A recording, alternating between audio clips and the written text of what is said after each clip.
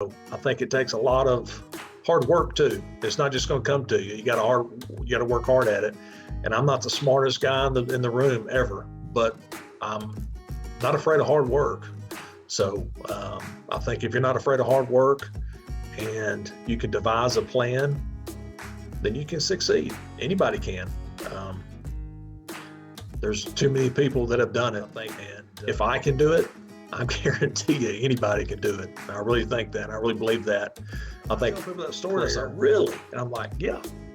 So the day I went there, got hired, was the day that the Texas Board of Bar Examiners said, you're eligible. I don't know how in the world else to explain it, but God intervened. Yes. You know, for those of you that are watching this right now, and if you've been watching my channel for a little while now, you've noticed all these superstars from around the country that I've interviewed here, and they've given you valuable information, nuggets that can help you whatever direction you want to go in your life. And here we have Tim Burson saying some of the same things. Had people in your corner that encouraged you. He had God who he was praying to, and he had the commitment that he stuck to the plan. And doors open up for him along the way. So guys, what you've just heard here is gold. And if you apply what you just heard his story, you can't help but succeed. But Tim, hi, this is Robert Wilkins, AKA Basketball Talk. Welcome to my channel. You are in for a treat today. I have with me someone who took the long road to success. When someone that it was not even on his radar to achieve what he did. His name is Tim Burson, and he's an attorney, but more than that, he's a prosecutor. And I'm going to tell you a little bit about him. He grew up in Shreveport, Louisiana. So, hey, I like to call him a homeboy. But also, he graduated in 1987 from Southwood High School in Shreveport.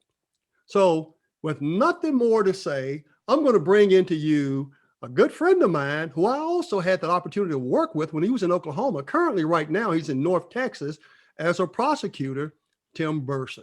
Hey, Tim, how are you? Hey, Robert, how's it going, man? Hey, it's going good, going real good. You know, I remember those days when you were here and used to come in your office and we'll staff cases. And then next thing you know, we're talking politics. That was fun. Yeah, it really was fun, you know, and you planted a lot of things on my mind. And to this day, I have a decision to make. But of course, I won't go into that right now. So Tim, if you would, tell everybody a little bit about you, because where you come from and where you are today, it's a story that needs to be heard, because there are people out there that may have been in a situation like yourself, and just your story, your advice, your insight just may be what they may be seeking to propel them wherever they need to go in life. Sure. Robert, like you said, I was in high school and graduated in 1987. And we talked before, you know, and what I didn't do. And I didn't know what I wanted to do. I mean, I went to work for SWEPCO, Southwestern Electric Power Company, back in 1988. Didn't really know what I wanted to do. I went to a little business school, and just my mom was going there, and I really didn't know what I wanted to do in life. I had some ambition, but I really didn't know what I wanted to do. Sounds kind of cliche, but it's the truth. I got married very young, just a few months outside of high school, and I ended up having a daughter, which I have 3 grandkids from. My daughter is in her mid 30s, 32 years old or so, 33. And I have 3 grandkids from that. She turned out very well, and had 3 wonderful grandkids from that, from my daughter. The neat thing about that is I think that sparked something in me way back when, is like, I need to figure out what I want to do in life. And I think the heat of the summer and the humidity of the summers in Louisiana, as you very well know, because you were there and grew up there, kind of made me come to an epiphany, I think, is, for lack of better terms, or to a good understanding of what I wanted to do in life. I remember, I think it was back in 92 or so, I was sitting on a forklift, and two of my real good friends at the time, we corresponded every once in a while, Jerry Keene and a guy by the name of Kevin Pickens. We were sitting on our forklifts. Hold just a minute now. Yeah. This is after high school. You've already graduated high school. Sure, yeah. And you're a forklift driver. You bet, you bet. See, I've done just about everything. I've dug ditches for a plumber. I've laid tile, did all kinds of stuff. But that's the key to the story is I've done just about anything you can think of, anything. And, so I think the key is that when you don't know what you want to do, you kind of do other types of jobs. I worked for a grocery store. I worked for Brookshire Grocery Company, which, you've heard of Brookshire Grocery Company. I worked there. I worked two jobs. I worked for SWEPCO and I worked for Brookshire Grocery Company for about a year and a half, the two jobs. But yeah, I mean, the issue is that, sometimes things happen in your life to where, some things happen to where you're like, I don't want to do this stuff anymore. And I think for me, it was the heat, it was the working hard, it was pulling all that heavy wire and just manual labor. I was tired of doing it. Just really at a young age, but I'm not saying there's anything wrong with that. But for me, I was like, I had higher goals in my mind. And my mom and dad always said, hey, reach for the stars, basically. And I really was.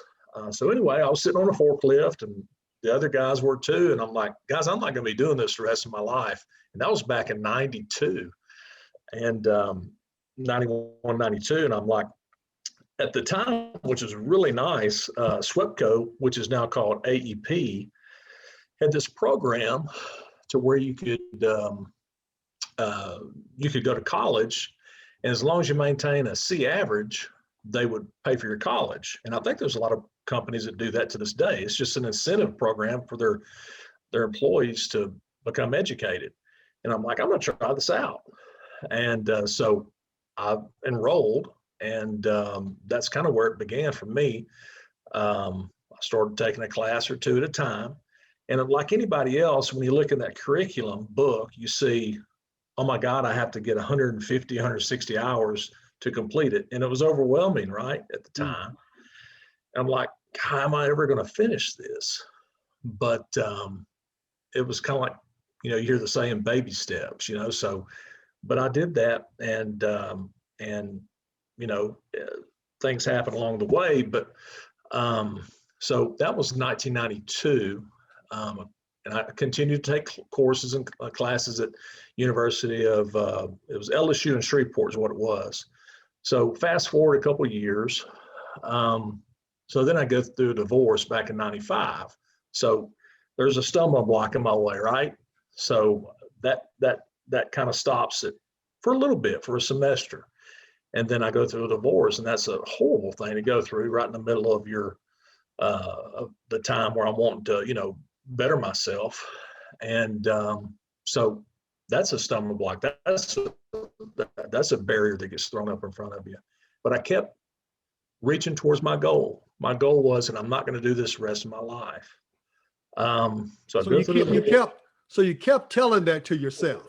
You kept talking to yourself. Yes, talk to myself, but I wanted to answer it in myself. It wasn't crazy talk. It was realistic talk, realistic goals. I think I tell people all the time, if you have a goal, I tell people this, if I can do it, anybody can do it. I think that's kind of my mantra, so to speak. And, but anyway, so I continued my goal, a little bit at a time, nicking away at the amount of hours I had to have. So, I really, at that point, still, I didn't know what I wanted to do because, you have all these prerequisites you have to take, English and math and social, whatever, the humanities and things like that. So anyway, so I continued. And then in 95, I was continuing to go to school and, I was going through the divorce or finished with the divorce. And I met my new wife, now Anna. We've been married for almost 25 years.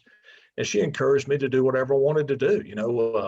She was in medical school And we met at I went to Calvary Baptist Church at the time in the singles group. She encouraged me to continue my career and said, just figure out what you want to do. So I had my family encouraged me.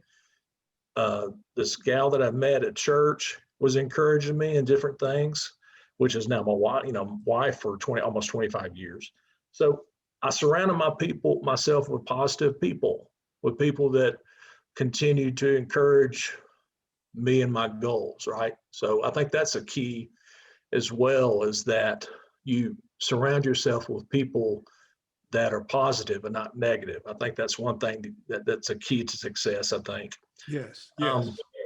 So anyway, long story short on that particular, part of the story is that, we ended up getting married in 96. And then, so I finished up my college or my schooling at LSU in Shreveport, and we moved to Tyler, Texas. So in Tyler, Texas, she's going through her residency. She graduated from medical school in Louisiana's LSU in Shreveport medical school. So she's having to go through residency, and I'm going to school at Tyler Junior College. So I'm a 30-year-old man at a junior college. So, you're a grandpa. That's right. I had a little gray hair back then, but now it's a lot of gray hairs, as everybody can see probably. But anyway, so I'm doing that, and I'm like, well, I have to do whatever it takes, right? So, and at that time, in Tyler, University of Texas at Tyler was there, but it was only accepting students that had junior and senior level credits. So I couldn't go there. I had to go and get my college credits at TJC, or Tyler Junior College. So anyway, I got that and did that for a year and a half. And then I transferred to University of Texas at Tyler after I had the requisite amount of credits, right? So fast forward to that, I ended up graduating from college in 2000. So from graduating from high school to graduating from college, it took me 13 years to do it, but I did it. Yes. And, but I say by the help of God, by the help of my family, by the help of my wife, I got through that. And I think that's the key, because there's a lot of things in between that's happening. It's not a cakewalk. It's not a cakewalk at all. So I think that's the key, is that people understand that, it's not going to be easy, but it's going to be, if you press on and press forward and have positive thoughts about it, I think that's going to make all the difference in the world. I want to say something just a moment. You bet. I often say, that yard by yard is hard, but inch by inch is a cinch. And you inched your way there because you had no quit in you. You had that support system behind you, giving you that rah, come on, you can do it. That encouraging, messages that you got, and you didn't quit. Think about how many people quit on a journey because I didn't do it in 4 years. I didn't do it in 5 or 6, but you knew what you were going to do, and you just chipped away at it until you achieved it. Wow. I agree with you. I agree. I think Come on. Tell us more, because there are people out there that in a situation that you were in, and they probably see no way out. And well, that's the key. Yeah. Wow. I agree with you, Robert. I think that's the key. Is the most encouraging thing was that, looking in that book, if it's about college and the scenario, I mean, for me, it was college and looking at things, and my daughter at the time, my daughter Heather, visitation and seeing her. So all those different things, in my life at the time, to get through all that, for me, it was my faith in God and then my family helping me. That's what got me through those times. I can sit here and say, I did it. There's no way I could do that on my own. And that's what people got to realize. If you try to do it on your own, buddy, you're never going to succeed. Yeah. So the next step for me was, my wife is very focused on education. She's very focused on those type of things and success. So for me I was like, what am I going to do with that education, right? So what am I going to do with it? Well, I was like, God, I've always wanted to coach and play, and coach football and maybe teach, because my sister's both my sisters are teachers. My oldest sister was a teacher one time, and my mom's always been like a teacher's aide type from early on, as far as I can remember. And I'm like, that sounds like a neat career, but I wanted to coach football or baseball or something, because I always enjoyed doing that when I was younger. And I had to make a decision early on about that. I took an education course at University of Texas at Tyler. And one of the requisites you have to do is you have to observe classes. So I went to observe these classes in White House, Texas, and which is right south of Tyler, Texas. And very quickly, after I observed elementary, junior high, and high school, I said, this is not for me, Robert. Why was that? Why? Well, because the kids were very, very, very just obnoxious to the teachers, and the teachers let them do it. I said, no.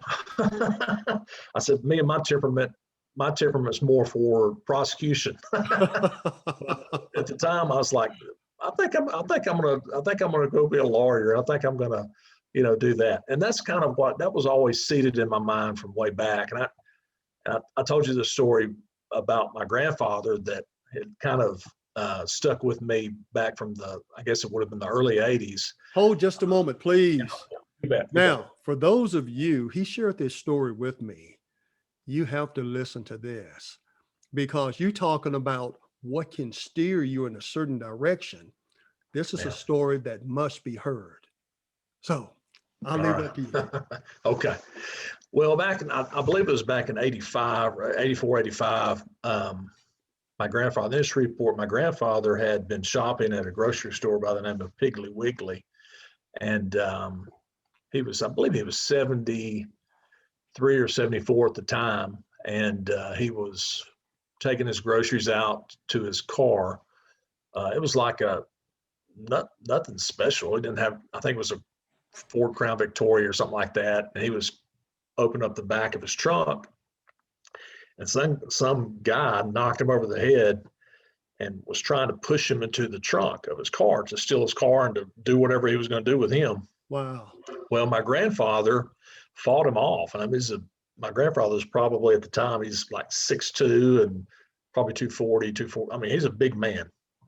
Even though he was old, he was still kind of spry, And so he basically tried to do that. And then my uncles and my dad went to go find out who, and I guess it was probably 83, 84. I mean, it was a long time ago. So I think the statute of limitations probably run since then. And this was Louisiana, by the way. But anyway, so it's just one of those things that, you want to know that justice is served. And that was one of those things that popped in my mind and kind of stood out in my mind that, you want the victim in a case like that, or any case for that matter, to have justice. And I don't think my grandfather ever got justice on it. And my dad, my uncles went there to try to seek justice, and probably not the right way, but I think they were trying to figure out what was going on and wanted to find out and make sure that never, not in a violent way, but want to make sure that he was never ever going to hurt my grandfather or anybody else for that matter again, and understand that that's not the way you should do it. And I think the person that did it was mentally ill, and that's another topic. Things like that happen. People that, can react and harm people because of those things. But that was one of those things that I think it instilled in me that, as a prosecutor now, you try to seek justice for people that are true victims. Like you said, steering me in that direction. I think it did. I think it really did. Sometimes I think, was it a conscious decision that I chose that career? Because, we ended up in Ardmore, Oklahoma back in 2000. One of the first people I met was Mitch Sperry, which was the former DA. I believe he became district attorney in 98. I'm not really sure what year it was, but one of the first people I met was him. And, we talked and everything, and he asked me what I was wanting to do. And I was doing a judicial internship up there with Judge Walker and at the time, Judge Walker and Judge Lee Card. Yes. and I was spending a lot more time with Judge Card, just because Judge Card wanted to spend more time with interns. So anyway, and then Mitch Sperry came up there one day and said, "Hey, you want to come down there and work with us, don't you?" And he shook his head up and down. And I said, "Yes." So if anybody knows that situation, they would go yes also. But that's a technique. That is a technique it that's is taught. a technique. It is called concessions. Yes. So anyway, that was 2001 when I actually did that. So, I started down there. So I was in the 20th Judicial District DA's office since 2001. So, and, from on and off during the summers, during the, breaks and stuff like that, I would do that. So Mitch was the one that definitely got me started doing that. Just kind of paved the way. I mean, it was kind of a godsend, godsend for me to be able to meet someone like that very early on.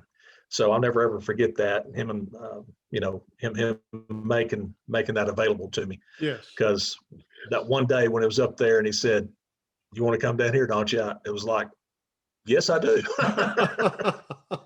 So,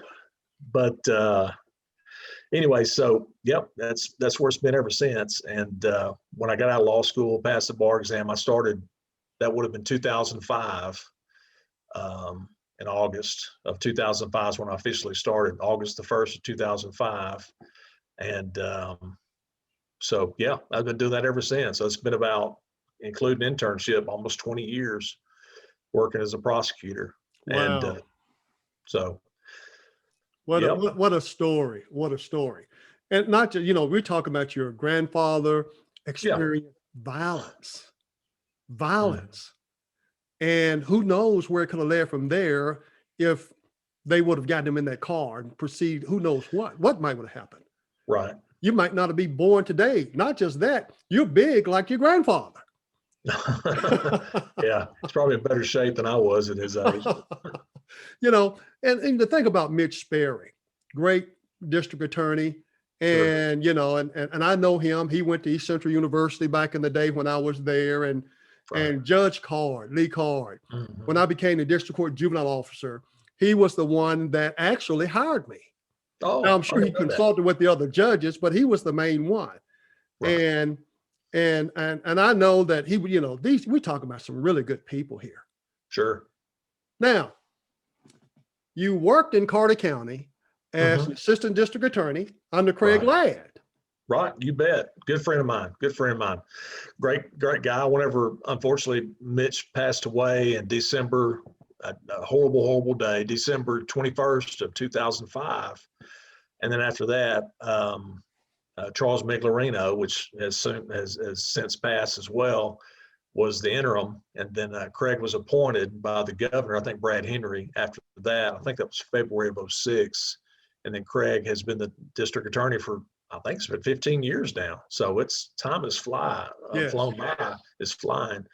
But Craig has been district attorney for a long time, and I consider him a good friend. He's done a great job for District 20, and I can even say that, and I don't work for him. So not anymore. That's right. But he's always done a great job, and him and Meredith, I think the world of him. And he's I don't know how many jury trials he's done, but he's probably probably at least 100 jury trials now, but maybe not that many. I would think he's had quite a few, but he's just a good guy anyway. I mean, Craig's a very good attorney. He's taught me a lot. I would consider him one of my mentors. When Mitch was there, we didn't have a whole lot of interaction with cases and stuff like that. But Craig and I worked a lot together with cases. Johnny Lord also, he was one of the ones I worked with up there. And but Craig and I worked a lot together on some cases. In fact, when I went to Love County for 3 years, I was in Love County assistant DA there for 3 years. One of the last jury trials I did was a double homicide, and it was Craig and I did that double homicide together back in 2014. So that was the last jury trial I had there. Then I went to child support for, I think I was in child support enforcement for 5 years after that. So, but yeah, the last jury trial I had was Craig and I. So yeah, it was, it's been a path, it's been a journey, but yeah, it's, you talk about victims and, you know, how victims get the recompense or, you know, the recompense for the defendants. I mean, jumping, I know I'm kind of rambling a little bit, but when you go from prosecuting criminals to you go to child support enforcement, you really see kind of how people suffer, because then you see those kids that don't get money and stuff like that. So that's a big difference too. But you really have victims that you kind of really see the result more so, like from a financial standpoint, you know. Yes. But that's a little different. That's a little different topic probably, but I think that kind of hits people at home too. And then sometimes you see people that, as a prosecutor, you see all different types of victims. Like in the job I have now, right now, it's been a little over a year that I'm working at the 47th Judicial District Attorney's Office in Amarillo. So it's been over, I started there on April Fool's Day, 2020, which is kind of funny because I always remember that. I've been there a little over a year, and I prosecute all kinds of cases. I've had a couple jury trials since. I mean, it's just, we see all kinds of different things. It's the same stuff I did in Ardmore, same thing that I did in Carter County and Love. It's just crime's the same everywhere. You had the same type of victims. Nothing's different. When it comes to domestic violence cases, you had the same type of folks, meaning that they all want their day in court. They all want justice. I think that's the key, is that, you know, they want justice in whatever form it takes. Sometimes you have some cases are like, I don't want that person to go to prison. I want them to get, you know, maybe probation, or they'll say, yeah, I want that person to be hung up by a short rope on a big tall tree. You hear that stuff. Yes. Yeah, you've heard stuff like that before. Well, but let me ask you this. Yeah, you bet. Now, you've been a prosecutor ever since you've been a lawyer. That's all I've ever done. That's right. Have you thought maybe want to hang that up and go into private practice someday? No, I never have. And I think the sheer, you know, a lot of people talk about you can make like 3 or 4 times that amount of money, but I think there's something to be said for, there's, you know, a lot, and people can say, well, you don't have to because, you know, you don't have to because, you know, you can make it because your wife works or this and that and stuff like that. But I just couldn't see myself ever doing something like that. I mean, if you're a defense attorney for criminal cases, you're just guiding the person through the process. You know, I understand that. There's some diehard defense attorneys that, you know, they believe, you know, that, oh my gosh, this person didn't do it. You know, there's some folks like that. And there's some attorneys that are, you know, well, I'm just guiding you through the process. I don't like what you did, but I'm just guiding you through the process. Does that make sense? Yes. But yeah, I just couldn't see doing anything. I'm what you call a lifetime prosecutor. So, you know, I don't think, that's not think, I know that I'm doing what I need to do. And I think I keep saying I know I'm where I need to be. Let me tell you a story that I think will solidify why I'm where I need to be, other than the other stories. The day that I came up here, and this is probably confirmation more than anything I could ever think. Back when my wife was interviewing here in Amarillo, well, she started here and I came up here, she was in January, I think January 2nd of 2020, she started working here. Sometime that month, like the 20th or something like that of January, I went looking around here for, you know, just kind of driving around and thinking about it. And I looked on the website of the 47th Judicial District. and they had jobs open. And I called the HR and they said, yes, that job's still open as a prosecutor. Well, I went up there that day on I think it was the 27th. That was the 27th of January. And when I knew we were coming here already, I had started to apply for a Texas license based on reciprocity, right? So I didn't have to take the Texas bar exam because I had reciprocity. Oklahoma and Texas have reciprocity. So I didn't have to take the Texas bar exam. Does that make sense? So what I did was I found out that the 47th Judicial District Attorney's Office was hiring. So I went up there and started, wanted to apply and possibly talk to the DA. Well, the DA was all out that day. And I talked to the first assistant. And the first assistant said, yeah, well, we want to talk to you and stuff like that. So he talked to his DA, and his DA was up, said he wants to have an interview with you at 2:00. And I said, okay, well, I don't have, I had a shirt, maybe something like this, but maybe not as nice. Mm-hmm. And I went up there at 2:00 and he hired me that day. I had a job that day. I didn't know I was going to ever get a job that day, Robert. Wow.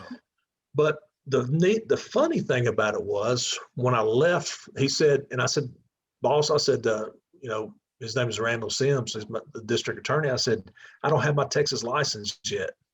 But I had started applying for it in October of 2019. Does that make sense? So, and they said it'd be like 8 months. He said, when you get your license, you got a job. That's all there is to it, because we're understaffed. I need you. When I got back that day, I looked on the email, and it's at 3 in the afternoon, something like that, from the Texas Board of Bar Examiners. I was eligible right then and there to practice law in Texas on the same day I got hired. Wow. You're talking about God sent. I'm telling you, that's not confirmation. You mentioned early on, you talked about God. Mm-hmm. And so that tells me about your faith. Right. And how things happen for you along this route. Yeah. Like even though you had these other people in your life, but still the center of it all, it was God. And how things just fell into place like a domino effect. There's no doubt about that. That's where I've centered most. I'm not perfect. I'm not any of that. I'm not trying to say that I'm perfect, but I think if you set a plan and a goal, I think you pray about what you want to do and pray about what you need to do. I think that journey is spelled out for you. And I think when you have things like that happen, it's a confirmation, and it's I can't think of another word. I'm not really a wordsmith, but I think it's a confirmation that what you've done or where you've been placed is what you needed to do and where you're needing to be. And when I got that, I told my boss that. I said, well, I've got a lot of loose ends I need to tie up in Ardmore because I still had the house there and all that stuff. He said, and then I said, can I start April 1? And, we worked it out. So I started like 2 months later, whatever it was. So that when I tell people that story, that's like, really? And I'm like, yeah. So the day I went there, got hired, was the day that the Texas Board of Bar Examiners said, you're eligible. I don't know how in the world else to explain it, but God intervened. Yes. For those of you that are watching this right now, and if you've been watching my channel for a little while now, you've noticed all these superstars from around the country that I've interviewed here, and they've given you valuable information, nuggets that can help you whatever direction you want to go in your life. And here we have Tim Burson saying some of the same things, had people in your corner that encouraged you. He had God who he was praying to, and he had the commitment that he stuck to the plan, and doors opened up for him along the way. So guys, what you've just heard here is gold. And if you apply what you just heard his story, you can't help but succeed. But Tim, as we're wrapping up here, and you gave some great information here, and I really appreciate that. And also I want to thank you for taking the time out to be with me on this channel today. Thanks for having me. Wow. Now, an honor. as we're about to close here, is if there's anything on your mind or in your heart that you would like to say, not just to your community, but to America, I give you the final word. You bet. Well, I think for me, it was, a lot of people think that they can't make it and they can't do it and they can't this and that. But, I think for me, it's if you can dream it, if you can think about it, you just have to put a plan in place, even if it takes writing it down on a piece of paper, put it on your mirror in your bathroom and checking it off the checklist. I mean, I think it's as simple as that. I think if I can do it, I guarantee you anybody can do it. I really think that. I really believe that. I think prayer, encouragement from others, surround yourself with people that buy into your goal. And if people don't buy into your goal, get away from those people, I think. I mean, I don't know what else to say, but I think it takes a lot of hard work too. It's not just going to come to you. You got to work hard at it. And I'm not the smartest guy in the room ever, but I'm not afraid of hard work. So I think if you're not afraid of hard work and you can devise a plan, then you can succeed. Anybody can. There's too many people that have done it. And I think the key is hard work and devise a plan and stick to it. The old word, I don't think the word's in the dictionary, but it's called stick-to-itiveness. There's no definition of it, but you see it happen all the time with people. So that's my encouraging word. Wow. Thank you. Thank you for that.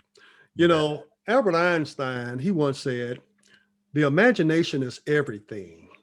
It's a preview of life's coming attractions. But of course, we know if you don't commit, devise that plan and surround yourself with good, positive, encouraging people that's in your corner. I want to thank all of you for following me on this journey. And if you like the information that you've just heard here, please press the subscribe button and like button and follow me on this journey, because what I provide to you is a journey about life to help someone to propel them to wherever they want to go in life, not just listening to me, but listening to the people that have done it, like Mr. Tim Burson. And Tim, I want to again thank you for taking out the time to be with me today and bestow great knowledge and wisdom to America. And I pray sincerely that you continue to do the good work that God has led you to do. Thank you. Thanks for having me. Appreciate it.